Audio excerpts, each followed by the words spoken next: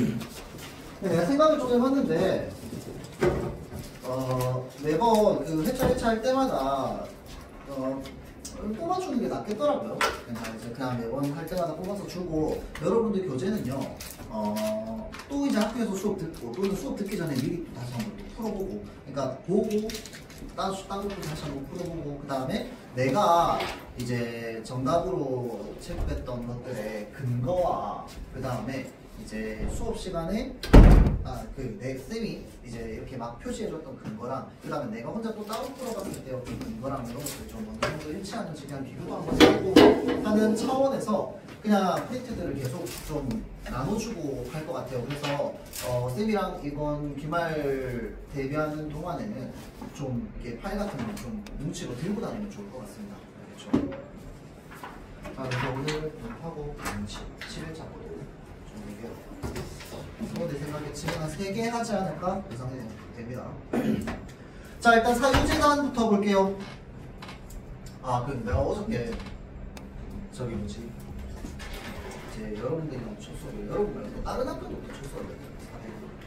이제 막 준비도 하고 뭐도 하고 막 이제 좋아하는 저 사람 뭐야 싫어 막 이러면 안 되잖아.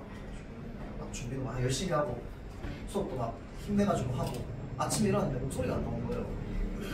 저 몸이 좀 갔어요.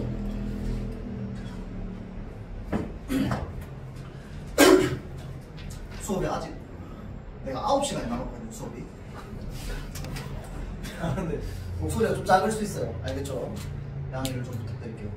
자, 보겠습니다. 사유재산 제도 하에서는 누구나 자신의 재산을 자유롭게 처분할 수 있답니다. 자, 그러나 기부와 같이 어떠한 재산이 대가 없이 넘어가는 무상처분행위. 잠깐만, 혹시 풀어봤나요? 풀어봤어요?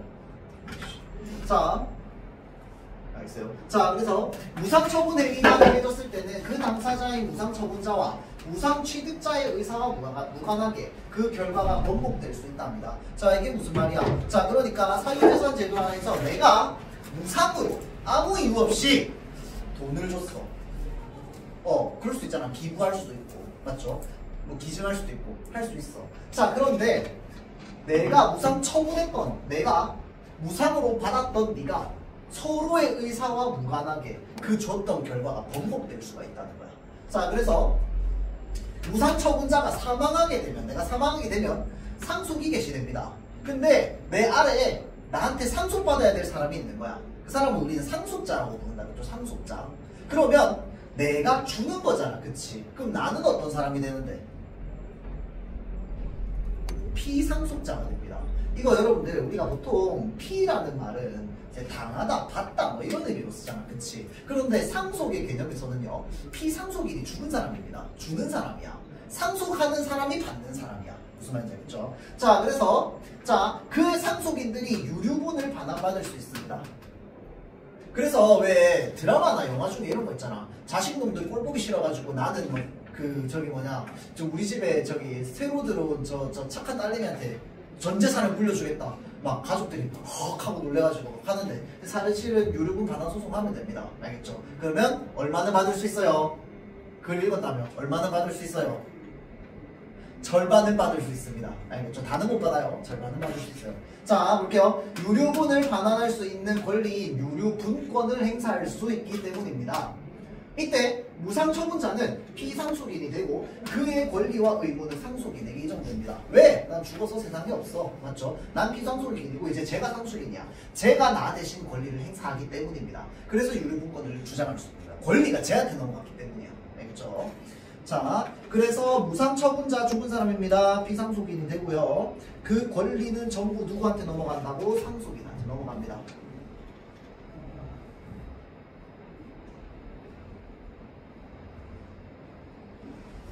자, 그래서 유류분이라고 하는 건 피상속인이 무상처분행위가 없었다고 가정할 때 상속인들이 상속받을 수 있었을 이익 중 법으로 보장된 부분이랍니다. 자, 그러니까 상속받을 수 있었던 이익 중에 법으로 보장된 부분만 뭐라고 하는데? 유류분이라고 합니다. 자, 그래서 만약 상속인이 피상속인의 자녀 한 명뿐이면 상속받을 수 있었을 이익이 얼마만? 2분의 1만 보장됩니다. 상속인들이 상속받을 수 있었을 이익은 상속 개시 당시에 피상속인이 가졌던 재산의 가치에 이미 무상 취득자에게 넘어간 재산의 가치를 더하여 산정을 합니다. 이게 무슨 말일까요? 나 재산 받고 싶은 사람 혹시 나한테 있어요? 미안하다. 왜 하필 내가 아직 이름을 못 외우고 미안하다. 이름을 못 외운 채로 난 재산을 남겨줄게. 혹시 이름이 어떻게 됐어? 너 소연이었나? 아닌데? 아 소연이 맞아? 맞췄네. 그럼 재산 안 남겨줄게. 자 일단 볼게요. 내가 나한테 상속받을 놈이 있어요. 근데 마음에 안 들어. 그래서 내 재산을 너에게 남겨줄 거야. 맞죠? 자 소연이한테 남겨줄 건데요. 나는 재산이 1억 5천이 있어요. 자 그래서 나는 지금 자식한테는 5천 남겨줄 거고요. 그 다음에 소연이한테 1억을 줄 거야. 근데 내 자식이 내가 마음에 안 들어. 자 그래서 유류분권을 신청하고 싶어. 그러면 어떻게 계산이 된다고요? 이 사람이 전부 상속받았을 이것에 대해서야. 무슨 말인지 알겠죠? 그러니까 얘는 5천을 받았어. 이미 가지고 있지만 원래 받을 돈은 얼마야? 1억 5천이었을 거 아니야. 맞죠? 자 그러니까 이 돈과 이 돈을 합해서 뭐 하는 거야? 2분의 1을 하는 겁니다. 맞죠? 자 그러면 자 이 돈 5천이야. 이 돈 1억이야. 그래서 합쳐서 2분의 1 하면은 얘는 얼마까지는 받을 수 있는 거야? 7,500까지는 받을 수 있는 겁니다. 이해돼요? 그게 지금 이 얘기입니다. 상속인들이 상속받을 수 있었을 이익의 2분의 1만 보장된다는 게. 그래서 상속인들이 상속받을 수 있었을 이익이라고 하는 건 상속 개시 당시에 피상속인이 가졌던 재산인 거지. 무상으로 넘겨준 것까지 다 포함하는 거야. 그러니까 이거는 가정을 어떻게 하냐면 법적으로 이 사람이 무상으로 넘겨주지 않고 죽을 때까지 가지고 있었다라고 하는 법적 가정에 의해서 이렇게 2분의 1이 정해지는 겁니다. 알겠죠? 자 그래서 개시 당시에 피상속인이 가졌던 재산의 가치에 플러스 이미 무상 취득자에게 넘어간 재산의 가치를 더하여서 산정하는 겁니다. 자 그러면 상속 대신 개시 당시에 피상속인이 가졌던 재산은 얼마야? 이만큼이야. 왜냐면 1억을 미리 넘겨줘야 되거든. 내가 죽기 전에. 맞죠? 죽는 당시에는 내가 이거밖에 없는 거야. 맞죠? 그래서 5천이 넘어갔어요. 근데 죽기 전에 이것까지 넘겨줬네. 그래서 무상 취득자에게 넘어간 재산의 가치를 더하여서 산정하게 됩니다. 유류분은 상속인들이 기대했던 이익을 보호하기 위한 것이기 때문에 이것까지 쳐준다 이 말이야. 알겠죠? 자, 피상속인이 상속 개시 당시에 가졌던 재산으로부터 상속받은 이익이 있는 상속인은 유류분에 해당하는 이익의 일부만 반환을 받을 수 있다. 자, 그러니까 상속 개시 당시에 가졌던 재산으로부터 상속받은 이익이 있는 상속인, 미리 받은 거는 유류분에 해당하는 이익의 일부만 반환받을 수 있습니다. 그러니까 어차피 내 자식이 받을 수 있는 돈은 무조건 7,500이야. 그러니까 내가 안 줬다는 가정하에 무조건 7,500이 상한선이고요. 근데 내가 미리 한 3,000 정도 땡겨서 유서에다 남겨놔가지고 줬어. 그럼 얘는 나한테 얼마만 받을 수 있는 거야? 4,500만 받을 수 있는 거야. 받을 수 있는 상한선이 7,500인 거야. 이해되죠? 자, 그래서 유류분에 해당하는 이익이 일부만 받을 수 있다는 거죠. 자, 유류분에 해당하는 이익에서 이미 상속받은 이익을 뺐다는 거야. 이미 3,000 상속받았으면 그건 빼는 거야. 알겠죠? 자, 그래서 유류분 부족액이라고 얘기합니다. 그거를 뭐라고 얘기할 거냐면요. 유류분 부족액이라고 얘기할 거야. 이걸 좀 알아야 돼요. 이걸로 계산해야 됩니다. 자, 일부만 반환받은 값을 유류분 부족액이라고 할 거야.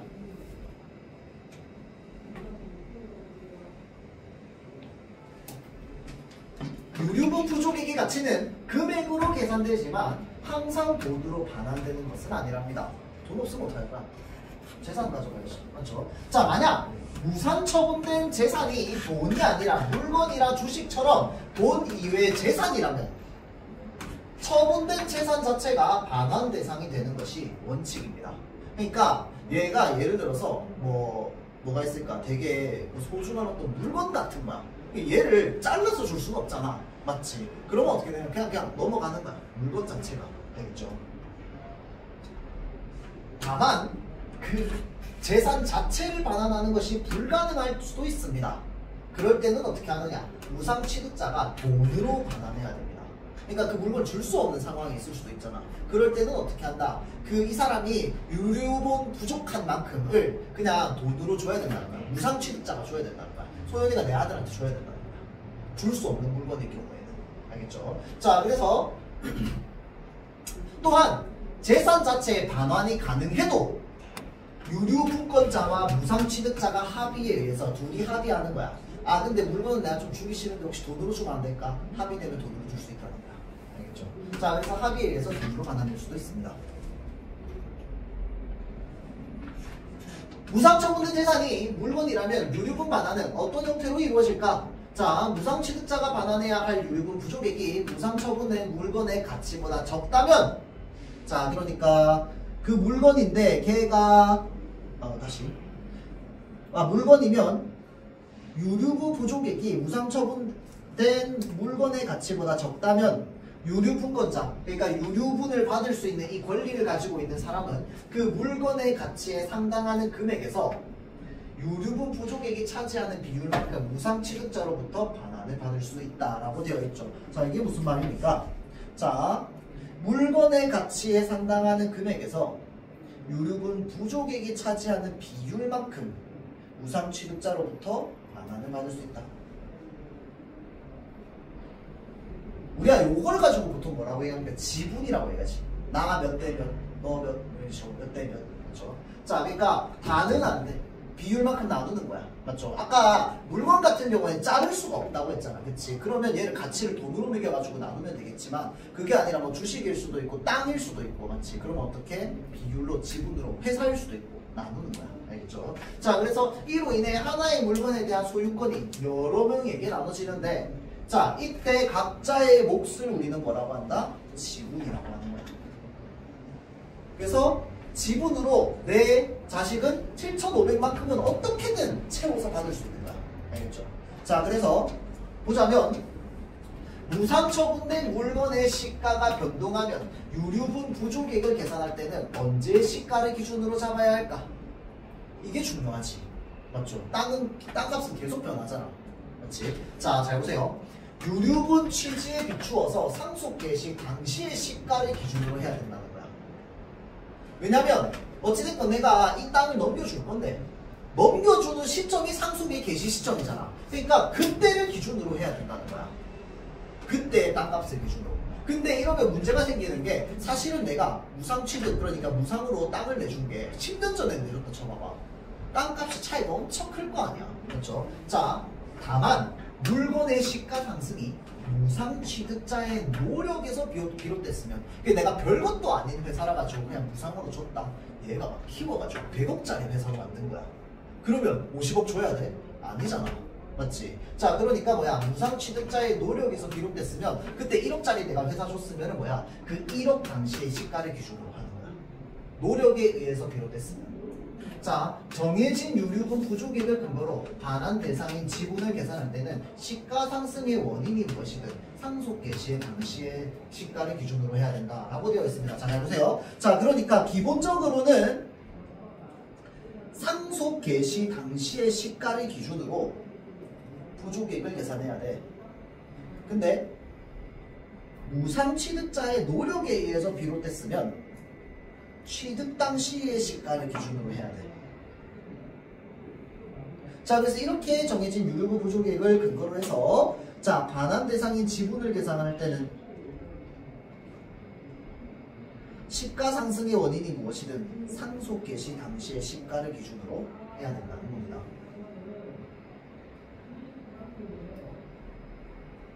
그러니까 이제 서로 합의해서 지분 계산할 때는 상속 개시 당시. 그렇죠? 자, 그래서 우리가 흔히 유류분 부족액이라고 얘기하잖아. 그치? 자, 얘는 지금 유류분 부족액이 얼마야? 2,500이죠. 맞죠? 자, 그러니까 이 상속자에게 소연이가 얼마를 주면 돼? 2,500을 주면 땅밖에 떨어지는 거야. 이거 이해돼요? 이게 이제 그럼 이 값이 얼마가 되는 거야? 유류분 부족액이 되는 거야. 이해되죠? 유류분 부족액. 자, 그 다음 이 사람은 유류권자가 되는 거야. 맞죠? 자, 볼게요. 문제 10번.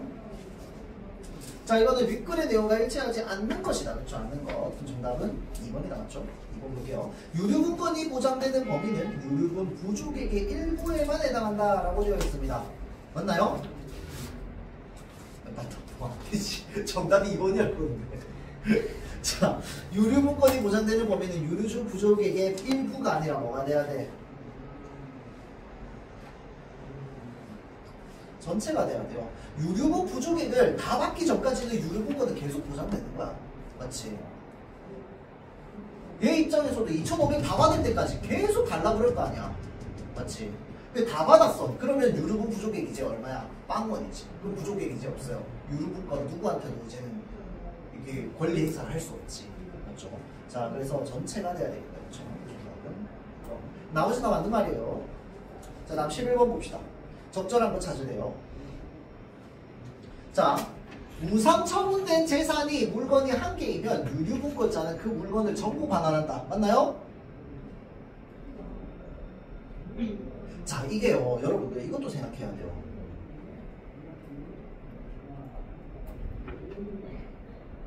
물건 가격도 생각해야 돼. 물건 가격이 이 사람이 받아야 될 유류분보다 택도 안 하게 비싸면 어떡할 거야? 맞죠? 실제로 받아야 되는 돈은 2,500이야. 근데 이 물건 가격은 1억이야. 그럼 어떡할 거야? 1억 주면 이 사람이 2,500이 아니라 1억 받는 건데. 맞죠? 이럴 때는 어쩔 수 없이 어떻게 해야 돼? 이 사람이 그에 해당하는 금액만큼 돈을 줘야지. 맞죠? 그러니까 이거는 물건 가격이 얼마가 되느냐에 따라서 물건 전체를 다 줄 수도 있고요. 물건을 다 줄 수 없어서 돈만 줄 수도 있습니다. 무슨 말인지 알겠죠? 자, 그래서 지금 한 개이면 유류분권자는 물건 전부를 반환한다가 아닙니다. 이 한 개가 조건이 뭐가 돼야 될까요? 이 금액이 적어주세요. 이거는 유류분. 아, 이게 내가 어제 너무 흥분했나봐. 지금 얘도 너무 맛이 갔어요. 내가 세게 눌렀나봐. 그래서 지금 글자가 잘 안 써집니다. 이게 지금 돈이 10만원인데. 유류분 부족액보다 뭐 하면 작으면입니다. 그러면 전체 다 넘어가지. 이해되나요? 이게 작다는 게 이제 금액이 작다는 걸 얘기하는 거야. 헐값이면 얘가.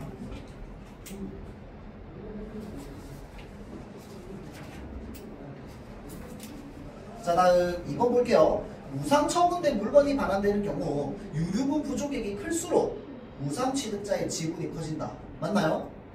이건 너무 쉽지. 유류분 부족액을 우리 좀 쉬운 말로 바꿔볼까요?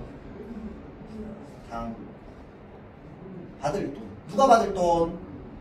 상속자가 받을 돈. 이 말이야. 맞죠? 상속자가 받을 돈이 클수록 무상 취득자의 지분이 커집니까? 아니지. 무상 취득자는 얘랑 싸워야 되는 사람이잖아. 그렇죠? 그럴 수 없죠. 상속자의 지분이 더 커집니다.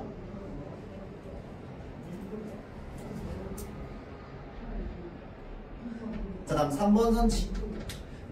무상 취득자가 무상 취득한 물건을 반환할 수 없게 되면 유류분 부족액을 지분으로 반환해야 된다. 맞나요? 맞으세요? 이거 많이 헷갈리네. 자, 전제야, 전제. 먼저 나온 게 전제잖아. 맞지? 우리는 전제된 것부터 봐야 돼요. 맞죠? 우리 보통 지분, 이 글이 지분 얘기는 밑에 나와 있거든요. 근데 지분은 이런 조건이 될 때, 이런 할 때 지분으로 나눈다는 거야. 그러면 원래 원칙은 뭔데? 돈이야, 돈. 알겠죠? 자, 지분으로 반환하는 게 아니고 원래는 돈으로 반환하는 게 우선입니다. 3분 단위가 나와 있었죠.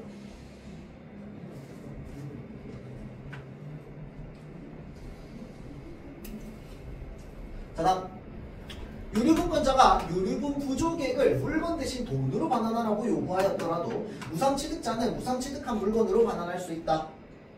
맞나요? 있습니다.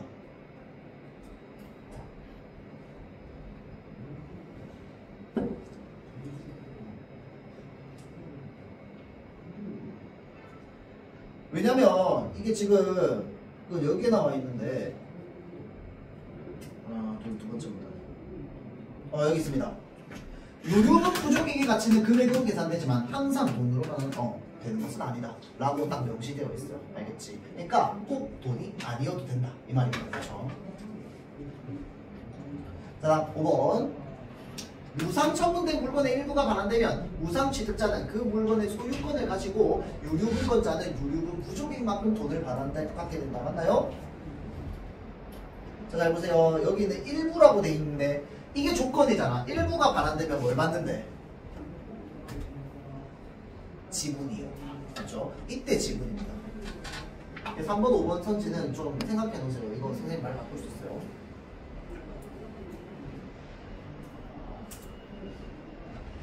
그러니까 각각 요걸로만 바뀌면 맞는 말이 되잖아.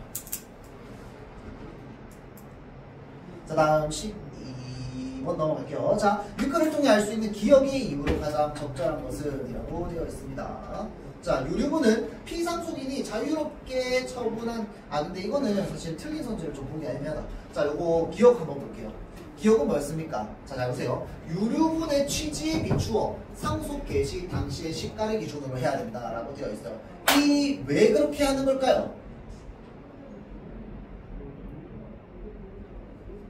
아까 저 위에 조건이 있었는데요. 이게 뭐냐면요. 내가 아까 얘기했던 조건 중에 하나기도 한데요. 어찌됐건 간에 상속하는 그 순간까지 만약에 무상 취득자한테 뭘 넘겨주지 않고 피상속인이 가지고 있었으면 상속자가 얻을 수 있을 만한 이익을 바탕으로 2분의 1을 곱한다며. 맞죠? 그럼 이 상속자가 얻을 수 있는 이익이 그 상속되는 시점일 거 아니야. 무슨 말인지 알겠죠? 자, 그러니까 유류분의 취지라고 하는 건 그 말을 하는 겁니다. 무상 취득이든 뭐든 간에 그것을 모두 피상속인이 부모님이 가지고 있었다라면 상속자는 이만큼의 이익을 받을 수 있었을 텐데 를 바탕으로 계산을 하는 거, 그게 유류분의 취지라고. 이해되죠? 자, 그래서 그거를 바탕으로 기준으로 그래서 그걸 바탕으로 생각하는 거기 때문에 상속 개시 당시 기준으로 하는 게 일반적인 거야. 근데 금액 차이가 너무 크면은 그때 따라 좀 다를 수 있겠지. 맞죠? 자, 그래서 그것과 관련되어 있는 내용이 어디에 나와 있는데? 2번에 나와 있습니다. 피상속인이 재산을 무상으로 처분하지 않은 것으로 가정하여서 산정되기 때문에. 이해되죠? 이게 유류분과 관련되어 있는 그냥 완전한 전제 조건이에요. 그렇죠? 자, 다음 13번 보겠습니다. 자, 윗글을 바탕으로 보기를 이해한 용어 적절하지 않은 것은, 자, 지금 그 지문 속에 나와 있는 개념이 여기에 지금 얼마나 좀 들어가 있는지 좀 볼게요. 자, 일단은 갑의 재산으로는 A 물건과 B 물건이 있었으며 그 이외의 재산이나 채무는 없었대요. 갑은 을에게 A 물건을 뭐로 줬어요? 무상으로 넘겨주었습니다. 사망했어요. 갑의 상속인으로는 갑의 자녀인 병만 있는데, 그럼 병은 일단은 뭘 상속받았어? B를 상속받았어. 이거 이해됩니까? 얘는 B만 상속받았어요. 맞죠? 자, A 물건의 시가는요, 을이 A 물건을 소유하게 되었을 때 300, 이 말 아까 뭐라고 했어요? 무상 취득 당시입니다. 맞죠? 얘는 취득 당시야. 무상 취득 당시. 자, 보세요. 사망했을 때는 뭡니까? 상속 당시입니다. 금액 차이가 좀 난다, 그쵸?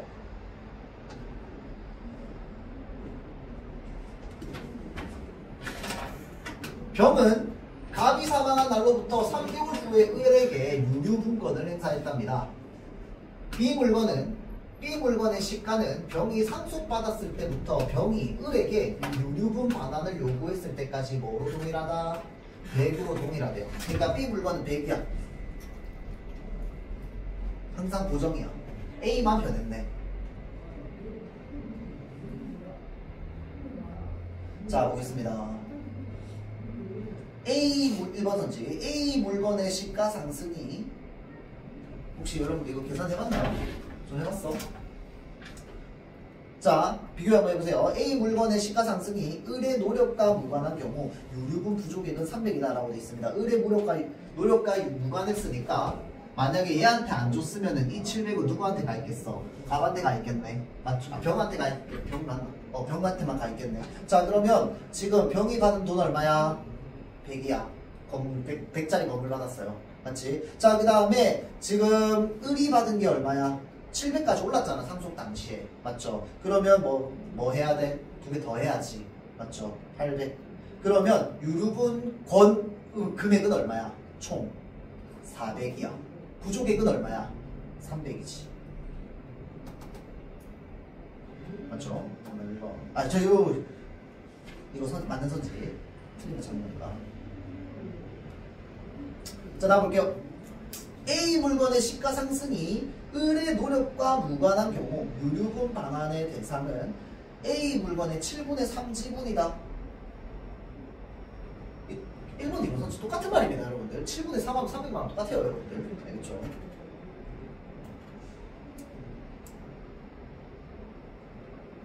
그러니까 얘가 건물이잖아, 건물 또는 물건이잖아, 그렇지? 물건이니까 얘를 뭐 회사든 건물이든 어찌됐건 간에 나눌 수가 없잖아, 잘라가지고 칼로 잘라서. 맞죠? 자, 그래서 부족액은 300이 맞아, 맞죠? 그런데 300만큼 돈을 받는다기보다는 이 물건에 대해서 뭘 갖는 거야? 7분의 3만큼의 지분을 갖는 겁니다, 맞죠?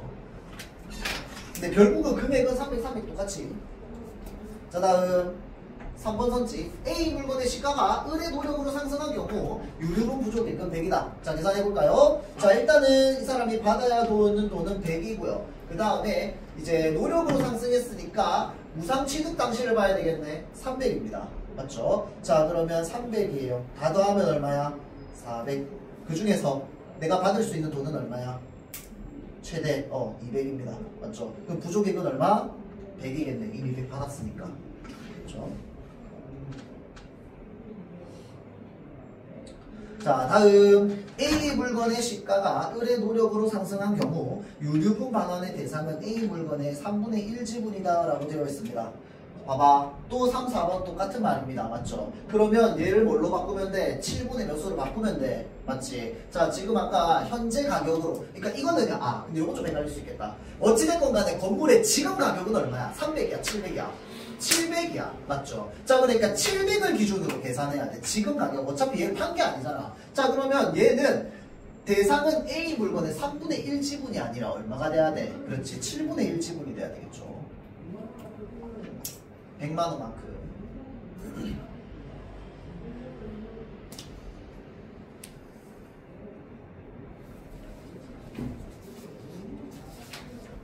자, 보겠습니다. 5번 선지. A 물건의 시가가 을의 노력으로 상승한 경우와 을의 노력과 무관하게 상승한 경우 갑이 상속 개시 당시 소유했던 재산으로부터 병이 취득할 수 있는 이익은 동일하다? 자, 볼게요. 자, 시가가 을의 노력으로 상승한 경우, 그 다음에 노력과 무관하게 상승한 경우 다 봐야 되겠다, 그치? 자, 갑이 상속 개시 당시 소유했던 재산으로부터 병이 취득할 수 있는 이익 얼마야? 잠깐만, 이거는 애초에 이거는 말이 의미가 없네요. 앞에 있는 문장이 없는 거랑 똑같은 문장이고 이거 이해돼요. 어차피 받는 건 상속 대시 당시 소유하고 있는 걸 먼저 받는 거잖아, 맞지? 그럼 그거는 다 뭐야? B 받는 거잖아, 맞죠? 동일하게 B 받죠. 노력이나 이건 전부 A 물건과 관련돼 있어요. 근데 상속 개시 당시 소유하고 있던 건 B밖에 없어. A는 이미 넘겨줬잖아, 맞죠? 자, 그래서 이 동일합니다. B고요. 100이겠지, 맞죠? 자, 다음 7일차인가요? 시간이 좀 짧은 것 같습니다.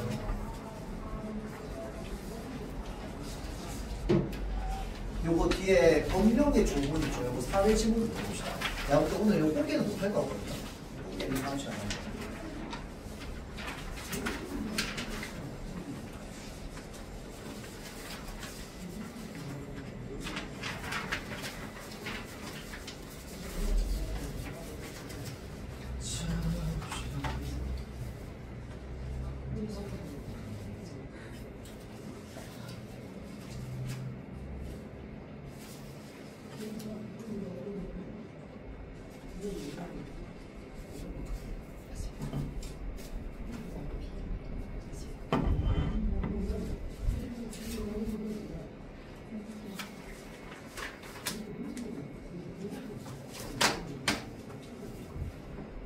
이것도 좀 풀어봤어요?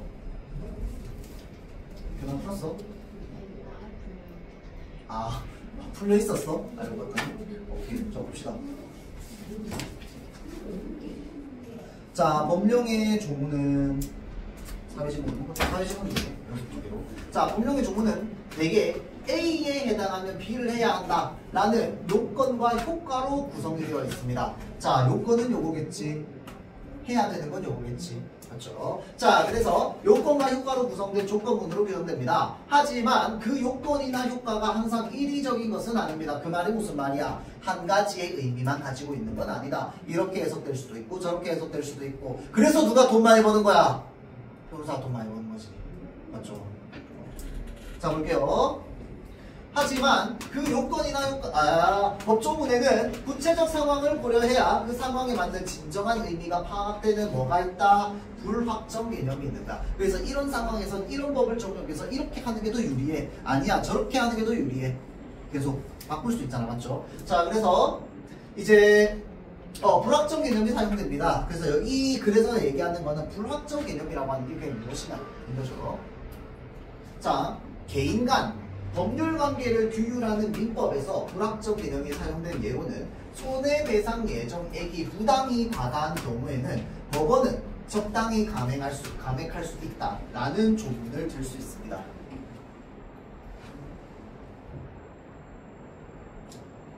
이때 법원은 뭘 할 수 있느냐? 요건과 효과를 재량으로 판단할 수 있습니다. 그러니까 부당히 과다한 게 얼만지 적당히 감액하는 건 얼만지 요건에 해당하는 건 어떻게 돼야 되는지는 누가 정하는 거야? 판사가 정하는 겁니다. 알겠죠? 자, 그래서 손해배상 예정액은 위약금의 일종이래요. 자, 손해배상 예정액은 위약금의 일종입니다. 잘 보세요. 계약 위반에 대한 제재인 위약벌도 있어요. 위약금에 속한대요. 자, 그러니까 위약금 안에 종류가 뭐가 있는 거야? 손해배상 예정액이랑 위약벌이 있는 겁니다. 알겠죠? 자, 그런데 위약금의 성격이 둘 중에 무엇인지 증명되지 못하면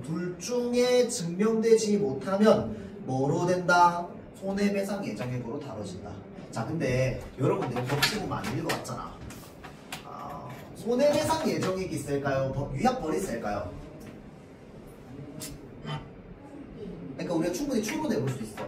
우리가 법이라고 하는 게 여러분들 벌 주기 위해서 있는 거야? 아니면은 사회 질서를 유지하기 위해서 있는 거야?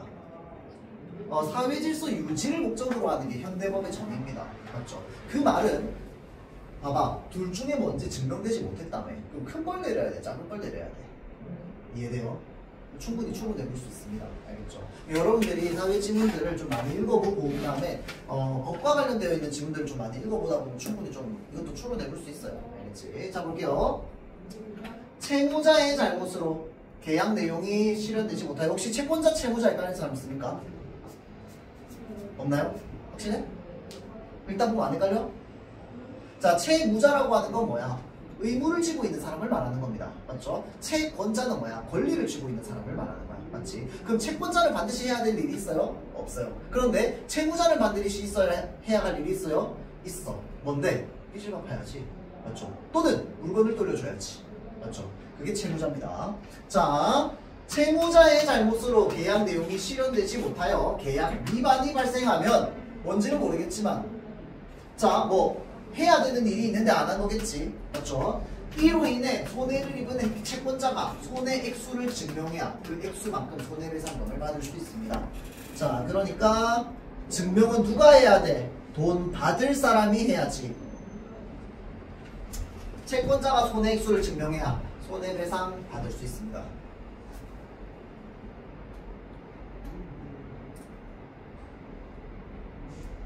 자, 그러나 손해배상액이 정해져 있었다면 이게 무슨 말일까요? 계약서에 적혀있다 이 말이야. 이거 안 지키면 얼마 이런 식으로. 맞죠? 정해져 있었다면 채권자는 손해액수를 증명하지 않아도 손해배상 예정액만큼 손해배상금을 받을 수 있다. 이렇게 생각해보면 당연한 이야기야. 맞죠? 왜? 계약서에 적혀있는데. 정해져 있으면 그만큼 받을 수 있죠. 다음, 이때 손해액수가 얼마로 증명되든 손해배상 예정액보다 더 받을 수는 없습니다. 더 받을 수는 없고요. 손해배상액이 정해져 있으면 딱 그 상한선까지만 받을 수 있는 거야. 그렇죠? 한편 위약금이 위약벌임이 증명이 된다면 채권자는 위약벌에 해당하는 위약금을 받을 수 있고 손해배상 예정액과는 달리 법원이 감액할 수 없다. 끊어보세요. 이게 수능이야, 여러분들. 혹시 앞에 전제에서 손해배상 예정액을 법원이 감액할 수 있다는 말이 있던가요? 없지. 이 말 때문에 이제는 법원이 손해배상 예정액을 감액할 수 있다는 말이에요. 무슨 말인지 이해돼요? 자, 다시 위약벌은 법원이 건들 수 없어요. 손해배상 예정액은요. 야, 근데 이거 약속 안 지킨 거에 비해서 위약금이 너무 센데? 법원이 약 좀 조정해. 라고 하면 법원이 조정 가능. 이해되죠? 법원이 조정 불가능. 알겠죠? 자, 볼게요. 이때 채권자가 손해액수를 증명하면 손해배상금도 받을 수 있다라고 되어 있습니다. 채권자가 손해액수를 증명하면 손해배상금도 받을 수 있습니다. 그러니까 이게 위약벌이라는 게 인정이 되면요. 일단 위약금은 일단 돌려받아. 그러고 나서 내가 그동안 돈을 못 버는 동안 내가 마음이 너무 불편하고 불안해가지고 회사를 제대로 출근을 못했어. 회사 출근 못한 것까지 손해배상까지 다 시킬 수 있다. 위약벌인 게 증명된다면. 무슨 말인지 알겠죠? 자, 불확정 개념은 행정법령에도 사용됩니다. 행정법령은요, 행정청이 구체적 사실에 대해 행하는 법 집행인 행정작용을 규율합니다. 당연한 이야기. 자, 법령상 요건이 충족되면 그 효과로서 행정청이 반드시 해야 하는 특정 내용의 행정작용은 기속행위에 해당합니다. 반면 법령상 요건이 충족되었다 하더라도 그 효과인 행정작용의 구체적 내용을 고를 수 있는 재량이 행정청에게 주어져 있을 때 이러한 재량을 행사하는 행정작용은 재량행위이다. 자, 그래서 법령에서 불확정 개념이 사용되면 이에 근거한 행정작용은 대개 재량행위이다. 자, 끊어볼게요. 자, 불확정이라고 해서 확정이 제대로 안 되어 정확하게 안 나 있는 것들 있잖아. 그쵸? 자, 그래서 여기 법령상 요건이 충족되면 이 무슨 말이야? 요건, 효과. 그 중에서 요건이 충족됐다는 거야. 그럼 효과는 발생하지. 근데 그거 누가 하는 거야? 행정법령이니까 행정청이 해야지. 정부, 시청 뭐 이런 데서. 맞죠? 자, 행정청이 하는데 그것까지는 당연한 거. 법령상 요건이 충족되었다 하더라도 잘 보세요. 법령상 요건이 충족되었어. 구체적 내용을 만약에 고를 수 있다면 그 재량은 누구에게 있어? 행정청에 있어. 그래서 그런 행위를 뭐라고 하냐면 재량행위라고 합니다. 이렇게 해도 되고 저렇게 해도 된다. 행정청고 저 어떻게 하실 거예요? 알아서 재량껏 해준다는 거. 그렇죠? 자, 그래서 불확정 개념이 사용되면 이에 근거한 행정작용은 대개 재량행위가 됩니다. 그래서 행정청에서 뭘 하는, 행정청이 재량으로 뭘 한다 라고 하는 건 또 다른 말로 법적으로는 불확정 개념이랑 똑같은 말이다.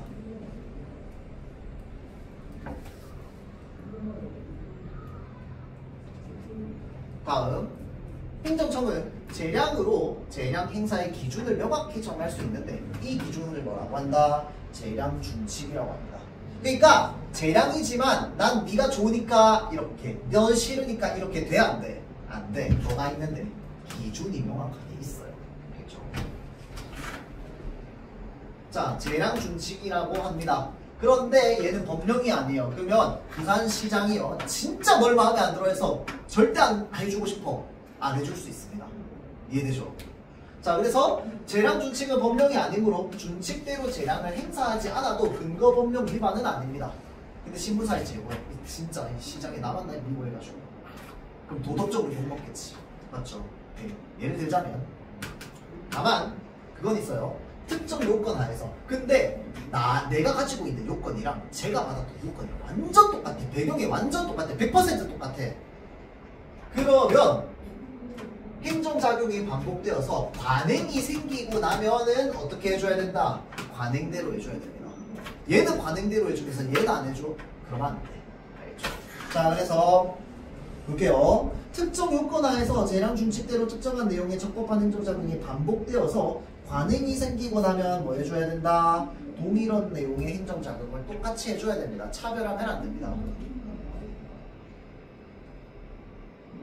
요것도 볼게요. 재량 준칙은요, 행사하지 않아도 근거법령 위반은 아닙니다. 그렇죠? 안 해도 돼, 얘는. 그런데 똑같은 배경을 가지고 있는데 반복돼가지고 관행이 생겨서 제가 저렇게 해줘서 나도 저렇게 될 줄 알고 갔더니 나는 안 해줘. 그건 안 되는 거야. 맞죠? 다 해줘야 돼. 왜? 평등 원칙을 지켜야 되기 때문에.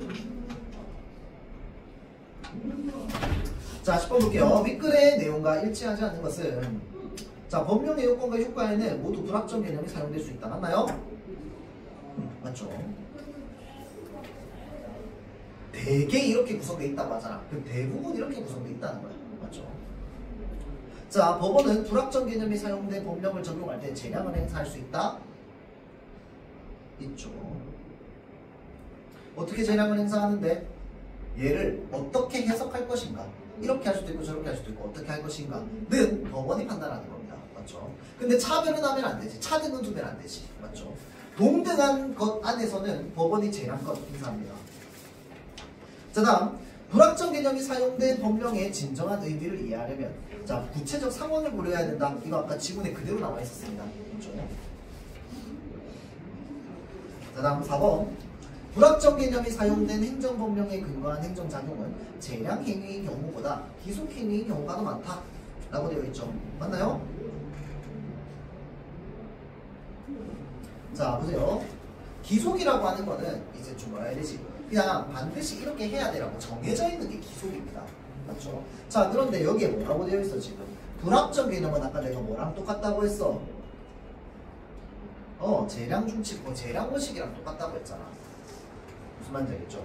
그래서 기속행위가 아니라 재량행위인 경우가 더 많지. 그렇죠? 그래서 틀렸습니다. 그러니까 기속행위는 어떨 때 기속행위가 돼요? 행정청에서 요건이 충족되면.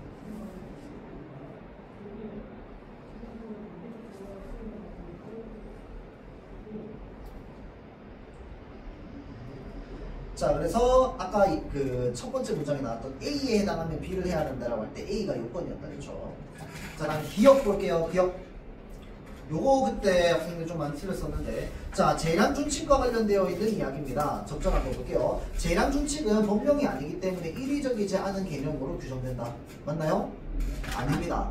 자, 이게요, 일의적이지 않은 개념으로 규정된다라고 하는 거랑 그 다음에 재량준칙이 법령이 아니다라는 거랑은 서로 연관이 될 수 없습니다. 무슨 말인지 알겠죠? 자, 그래서 틀렸고요. 자, 다음 2번 재량준칙으로 정해진 내용대로 재량을 행사하는 행정작용은 기속행위이다? 아까 아니라고 얘기했어요. 그렇지? 해도 되고 안 해도 된다고 했어요. 기속행위는 반드시 해야 되는 겁니다. 자, 3번 재량준칙으로 규정된 재량행사 기준은 반복되어 온 적법한 행정작용의 내용대로 정해져 있어야 된다. 맞나요? 뭔가 지금 비슷한 내용이 있었던 것 같은데 맞지? 뭐가 아닐까요?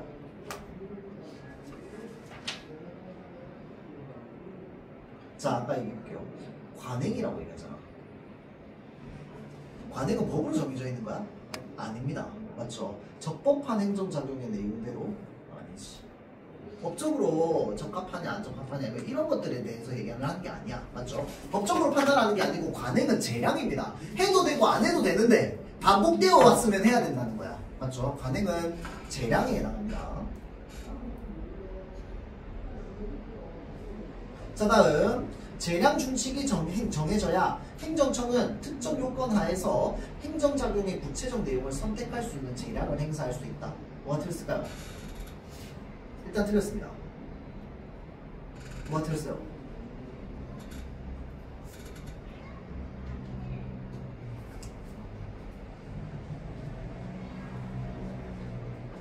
아닙니다.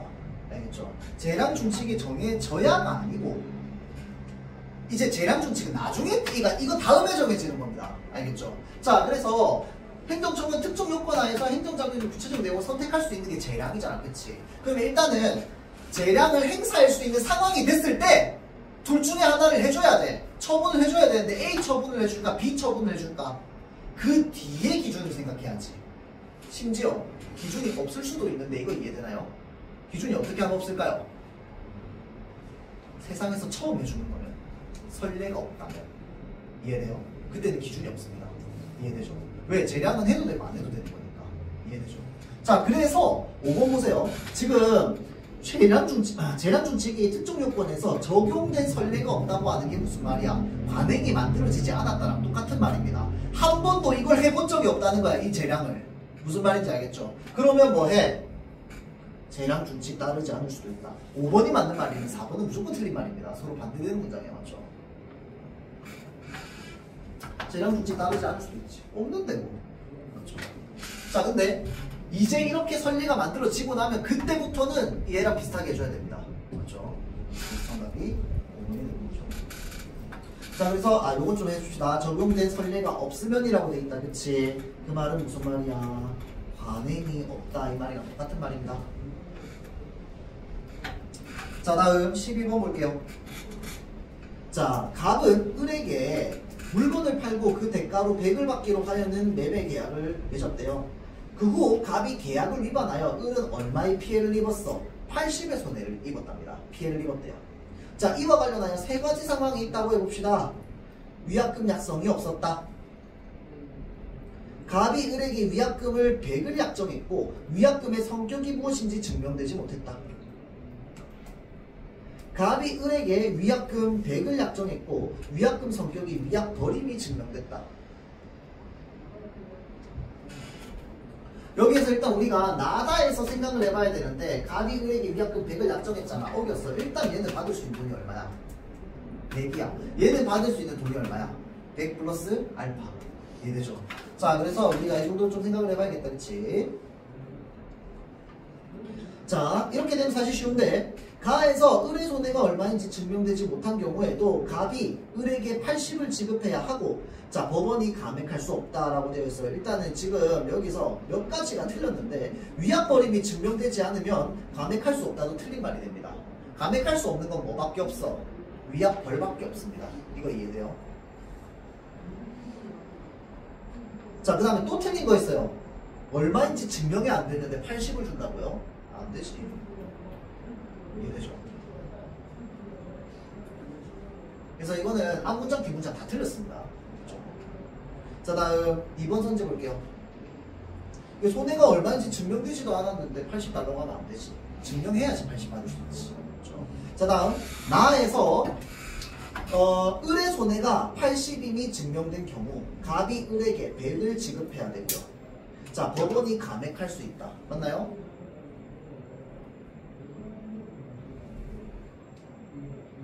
자, 나는 일단 위약벌이 아니야. 아니야. 봐봐봐. 증명되지 않았다면 뭘로 정해져? 그렇지. 손해배상으로 정해줘. 손해배상 법원이 건들 수 있다고 했어? 없다고 했어? 건들 수 있다고 했어요. 맞지? 건들 수 없는 건 위약벌밖에 없어요. 자, 그러니까 일단 80이 증명됐어. 계약서에 적혀있잖아. 위약금 얼마 줘야 돼? 100 줘야 돼. 근데 야, 법원이 너무 많다. 좀 깎아라. 깎을 수 있습니다. 맞죠? 정답 2번 2번이 됩니다. 자, 다음 3번 볼게요. 나에서 을의 손해가 얼마인지 증명되지 못한 경우 손해가 얼마인지 증명되지 못했대요. 자, 갑이 을에게 100을 지급해야 하고 법원이 감액할 수 없다. 맞나요? 뭐가 틀렸을까요? 법원 감액할 수 없다가 틀렸습니다. 100 줘야 되는 건 맞을까요? 맞습니다. 증명 얼마인지 필요 없어요. 왜 그런데? 위약금, 저기 뭐냐? 위약금 이미 100으로 약정돼 있습니다. 맞죠? 이래서 약정금액이 중요해요. 계약서 꼭 뽑아드리세요. 자, 4번 볼게요. 다에서 을의 손해가 80임이 증명된 경우 갑이 을에게 180을 지급해야 하고 법원이 감액할 수 있다. 맞나요? 아닙니다. 180 아니야. 그냥 100 플러스 알파야. 맞지? 왜 그러냐면 180이 아니라 일단 100은 무조건 맞는 거고요. 거기에 손해배상 금액은 또 어떻게 정해져야 돼? 추가로 재판을 한 번 더 해서 정해져야 됩니다. 맞죠? 자, 그래서 180이라고 할 수 없어요. 그치? 감액할 수 있다도 틀렸네요. 없다가 돼야지. 맞죠? 틀린 것들. 다해서 을의 손해가 얼마인지 증명되지 못한 경우 갑이 을에게 80을 지급해야 되고 아니죠. 얼마라고 아까 100 플러스 알파 지급해야 됩니다. 계약서에 100은 무조건 적혀있기 때문에 100은 무조건 줘야 돼요. 알겠죠? 법원이 감액할 수 없다는 맞는 말이지. 자, 여기까지 하고 잠깐 쉬었다가 나중에 보도록